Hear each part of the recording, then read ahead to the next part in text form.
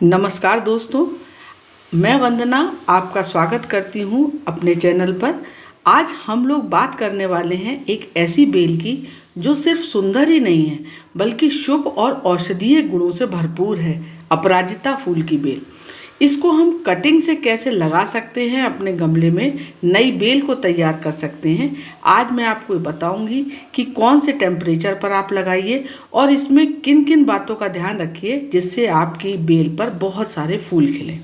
दोस्तों, अपराजिता का नाम संस्कृत के शब्द अपराजित से लिया गया है, जिसका अर्थ होता है जो कभी पराजित न हो। हिंदू धर्म में इसे देवी लक्ष्मी और सरस्वती को अर्पित किया जाता है और माना जाता है कि इस पौधे को यदि आप घर में लगाते हैं तो सकारात्मक ऊर्जा और सौभाग्य आता है। इसके नीले और सफ़ेद फूल न सिर्फ आँखों को सुकून देते हैं बल्कि आयुर्वेद में इन्हें तनाव दूर करने के लिए, स्मरण शक्ति बढ़ाने के लिए और त्वचा को निखारने के लिए भी उपयोग किया जाता है। और ख़ास बात, आप ये देख रहे हैं मैंने इसको कटिंग से उगा करके तैयार किया हुआ है बेल, और इसको आप कैसे तैयार करेंगे ये आपको आज मैं बताने वाली हूँ। दोस्तों, अपराजिता बेल को बटरफ्लाई पी भी कहते हैं। ये एक फास्ट ग्रोइंग क्लाइंबर है जो 6 से 8 फीट तक फैल सकती है। इसमें हल्की खुशबूदार और आकर्षक तितली के आकार के फूल आते हैं और इसमें नीला रंग के फूल, हल्का नीला, सफ़ेद और डबल शेड वाले नीले और सफ़ेद का मिश्रण वाले भी फूल आते हैं। तो दोस्तों, यदि आपको इसको लगाना है और आपके पास नहीं, आप खरीद के लाना चाहते हैं, तो आप किसी भी अपने पेड़ से, दूसरी बेल से इसकी कटिंग को ले लीजिए। और इसको लगाने का जो समय है वो या तो आप फरवरी से मई के बीच में लगाइए और या फिर आप जुलाई से लेकर के अक्टूबर के बीच में लगाइए।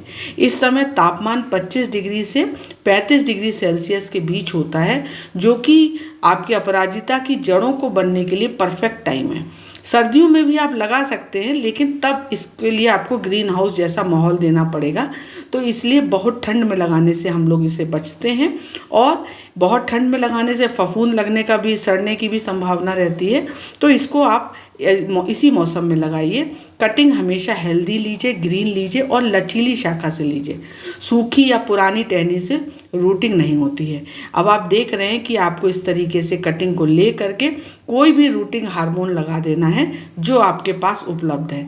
यदि आपके पास एलोवेरा जेल है तो वो लगाइए, या शहद है तो आप शहद भी लगा सकते हैं इसके, और दालचीनी का पाउडर भी आप इसमें रूटिंग हार्मोन की तरह लगा सकते हैं। इसमें आपको सारी पत्तियों को हटा देना है और नीचे से तिरछा काटना है कटिंग को, और ऊपर से 90 डिग्री, और उसमें फिर आपको दबा देना है मिट्टी में बीच में, और पानी दे देना है।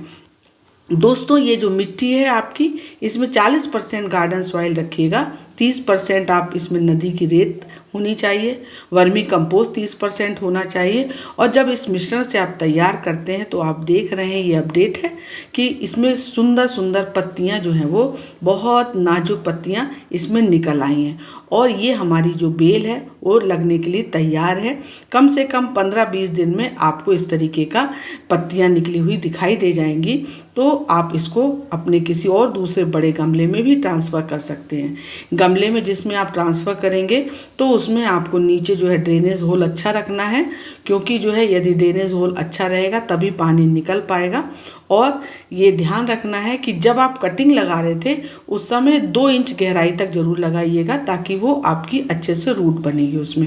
इसमें आपको अब जब रूटिंग आपने लगा रखी है अपनी कटिंग को, तो ध्यान रखिएगा कि हल्की छाँव में रखिएगा इसको, और ज़्यादा एकदम से धूप में नहीं रखना। 1 सप्ताह तक आपको छाया में रखना है।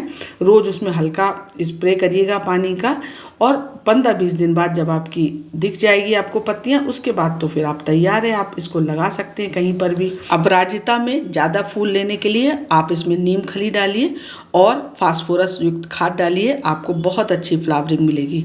तो दोस्तों, ये आज आपने देखा कि आप एक छोटी सी कटिंग से एक नई बेल तैयार कर सकते हैं। जानकारी अच्छी लगी हो तो दोस्तों के साथ शेयर कीजिएगा। मिलती हूँ आपसे एक नई जानकारी के साथ। Take care, bye bye.